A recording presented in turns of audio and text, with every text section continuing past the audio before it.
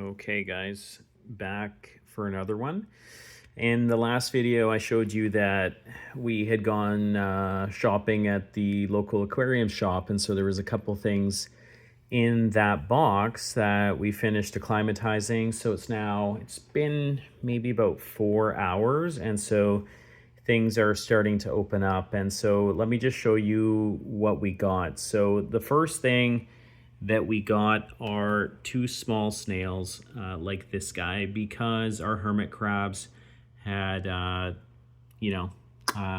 made snacks of our other guys, right? And so the other new addition is this nice torch. As you can see, it glows in the dark.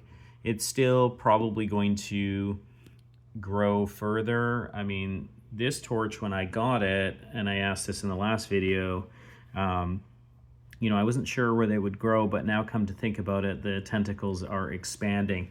So, given where this one is placed, I see, and my son actually pointed this out to me, our rock with the mushrooms here has attached itself to the rear side of the aquarium, right? So, I understand that with coral or these torches, I should say with the torches, we shouldn't put them too close to coral because they will sting. So in this case, there isn't a lot of distance between the mushroom and the torch. Should I be giving it more room? Are they going to be stinging my mushroom? Is that why why the mushroom rock has kind of pulled itself closer to the wall? I'm not sure. These are, obviously things that come up for me. The other addition is this small, I think it's a hammer, right? I thought it was a bubble coral, but folks are telling me that this is a hammer, but you guys tell me. Sometimes when you go to these shops, folks are like, hey, this is easy to maintain. But at the end of the day, when you're like, hey, is this a hammer or a bubble coral? I think it's a hammer. That one's still kind of expanding. That one didn't cost me too much. He was $20 Canadian plus tax, so maybe around 25 bucks. And then this guy here was about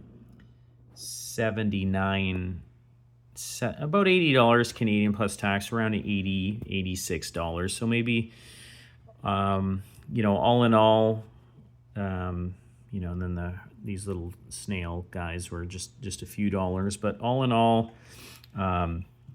not too bad for a pickup. And then the other thing that I picked up was this mini gravel vacuum. So that was all in. I think we spent roughly, about 130 Canadian dollars, or about 100 USD, as I said, for this guy back here, and then two of these little snails, right? And of course, I asked the question, are the hermit crabs going to continue eating my snails? And they were like, they're always going to continue to look for shells, right? And that's kind of what they had said about this last remaining one. Clearly you see the shells are not really being used.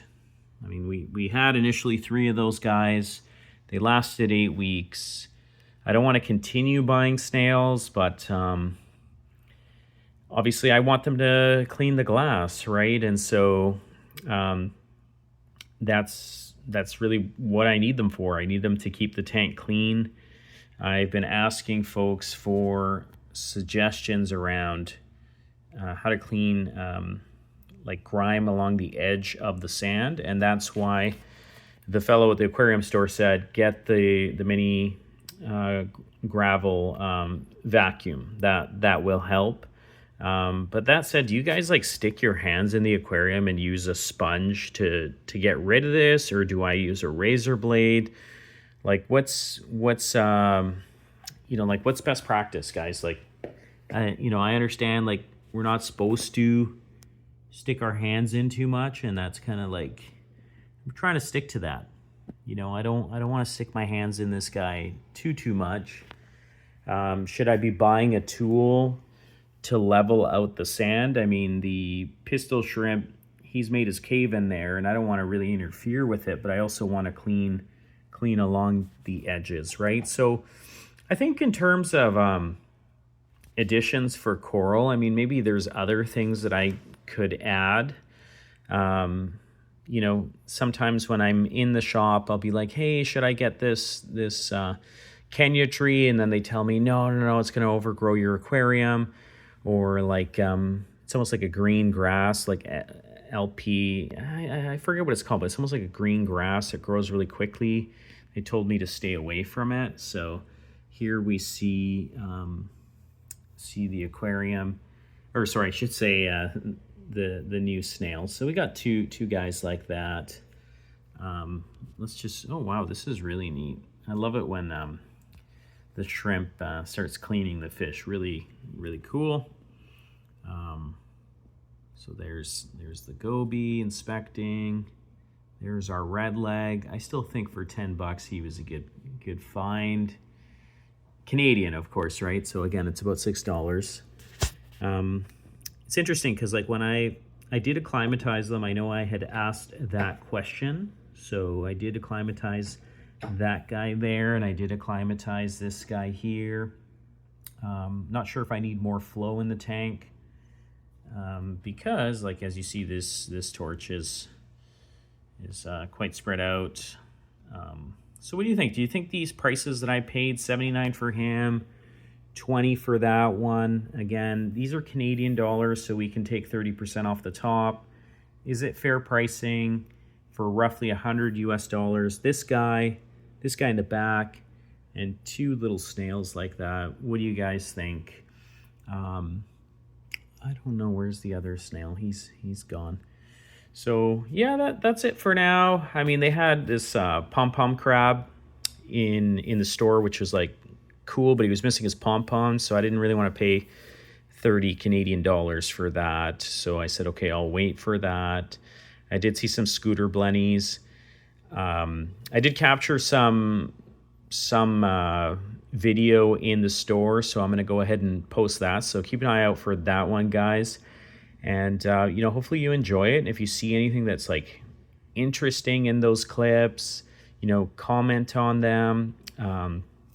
If there's anything else you want to see more of, let me know. If there's pricing or something you're interested in the store, can always look more into that, as well as, you know, if you think there's any mushrooms or anything cool that would look good in this aquarium, let us know. I mean, this was, I'd also made a video on the use of epoxy, and as you can see, this hermit crab's about to take down my zoas. So, you know, looking at using that epoxy to affix to the rocks, but of course, once you do that, it's going to be a lot harder to remove. So, you know, as we mentioned, a couple of the things that we're trying to deal with is how do you get rid of the dirt along the lower part of the glass? Do you guys glue down with epoxy the coral? Should I get a frag holder? Like what do you guys think, right? Because I'm starting to see some dirt accumulate on the glass, and I'm like, you know, I'm in here like every day, but some of it just doesn't come off. So part of me is, do I take the razor to these little bits, these dots, or do I just, you know, use elbow grease and get it out of there? But that's pretty much been our day. You know, I had that opportunity to quickly head out and you know, get some of this stuff. And yeah, I mean, generally what, you know, when you get into the hobby and you head to these stores, like folks start to recognize you. Some will entertain your questions. You know, I don't claim to be an expert in this hobby. You know, I do a little bit of reading, do a little bit of research here and there, but you know, a lot of the time I'm just asking my question point blank right at the store. And sometimes you get someone that's friendly and knowledgeable and they'll answer you, and then other times they'll be like, hey, you know, help yourself kind of thing and figure it out. But it's always nice when someone actually takes a moment. Like I actually went to one store and they were closed, and it's like this is the second time I've been in that store. You know, as I said, it's a different experience depending on where you go. And then this local one where I went today, you know, they've always been attentive. They've always, you know, helped me out. You know, they're genuinely interested in you getting more involved in the hobby. And, you know, I noticed they had like other rimless tanks. Like one of our viewers had said, hey, like these Fluval startups, they're a great starter tank. Now, as I said, for me, I bought it because it was a, you know, highly reviewed tank, very reliable, all in one, didn't require anything. It's been honestly amazing to set up. It's allowed me to enter the hobby without too much work. As I said, sometimes when, you know, you go and you buy off a used market, right? Because of course there's a lot of forums where there's tanks and people are, you know, getting rid of their setups, and you might be able to score some deals, right? You know, if you know what you're looking for. But, you know, as someone that's new to the hobby, I couldn't recommend this. I mean, I couldn't recommend this anymore, right? I mean, I was also looking at the Nuvo Fusion setups.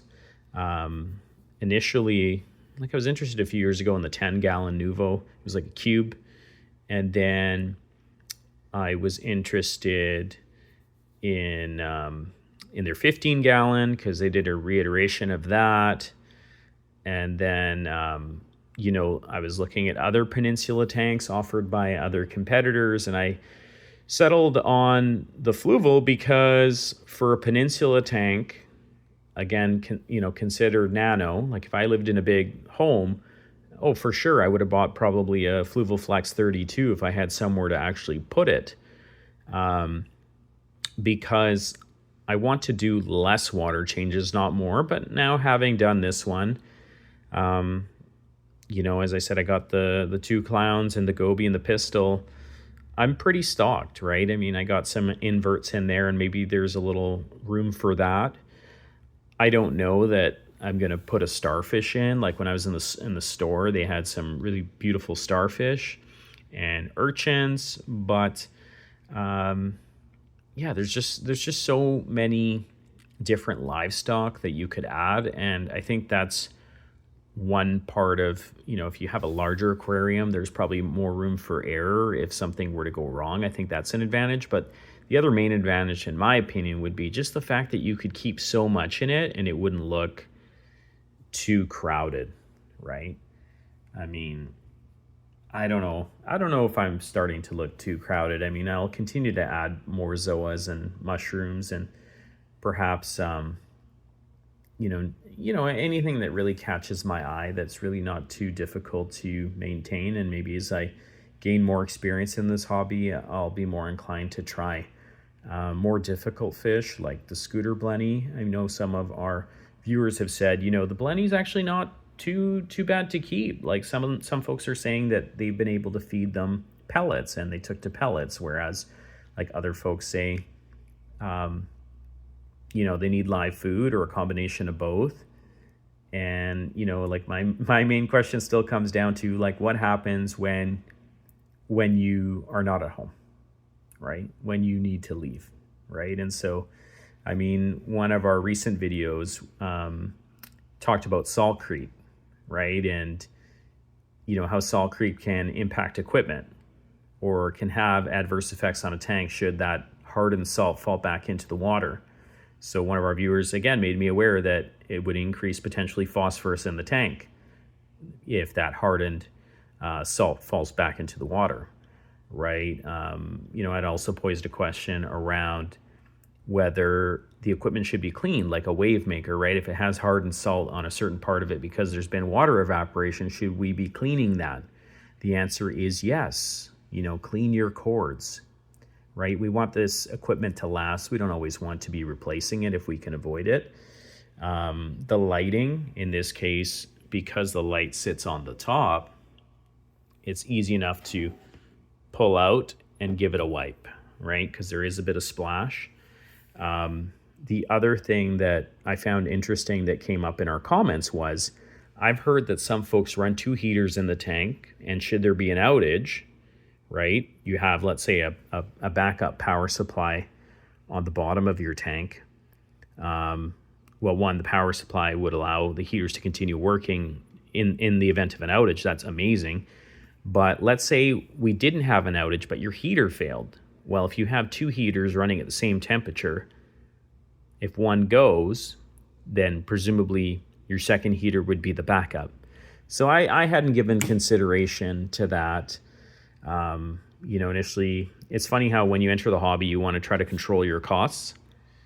And so I had bought 2 of the same heaters, one to heat while I'm preparing the water and one that's in the tank, and then coming across a Facebook post saying, hey, these suction cups in this heater could potentially melt. They may not be reef appropriate.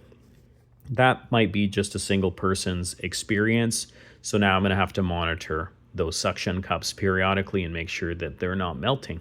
But it makes me think, do I need better equipment, right? Do I need something where, we have a heater that's going to be potentially just longer lasting and more fail safe, considering how much we invest into these tanks and the time and care that we add. So, one of my friends, he had a pretty big tank. I think it was like a 125 gallon tank, if not 150 gallon tank. And, his tank unfortunately crashed, and he exited the hobby, sold everything, right? It was just like too devastating for him. And, after a couple of years, well, guess what? He's back. He re-entered the hobby. And right now, I think he runs a 65 gallon with all the automations, the water top off, top of the line heaters, the best wave makers that are flush, and nice against the wall. I forget what those are called, but I said, well, how much? I was very intrigued by the wave makers. I'm like, oh, how much were those? And he's like, oh, I actually got them with the tank when I bought somebody else's used setup. And so makes me question, because sometimes I'm looking at these forums and I see like really nice setups being sold for, a third or a quarter of the retail price, right? And so, I mean, on the average, like, what do you guys think folks spend on a tank, just the tank itself and the light, right? Because obviously this Fluval light, for what it is, has been amazing, and folks are telling me to upgrade the light. One of our viewers said you might want to consider just getting a Fluval upgraded light so I can keep more sophisticated corals. But I know that folks use the AI Prime. Like, that's a very highly recommended light. I'm wondering if anyone out there has any experience with that light. But then again, if you deviate away from the Fluval setup, then you have to look at maybe aftermarket lids, right? And as I said, what I like about this tank is just comes out of the box, it just works. You don't have to add anything to it. So, I mean, so far, as I said, we're entering week 8. This Thursday will be week number 9.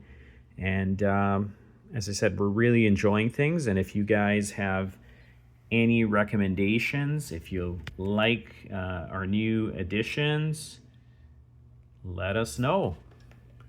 At any rate, guys, have a wonderful evening, and we'll see you on the next one.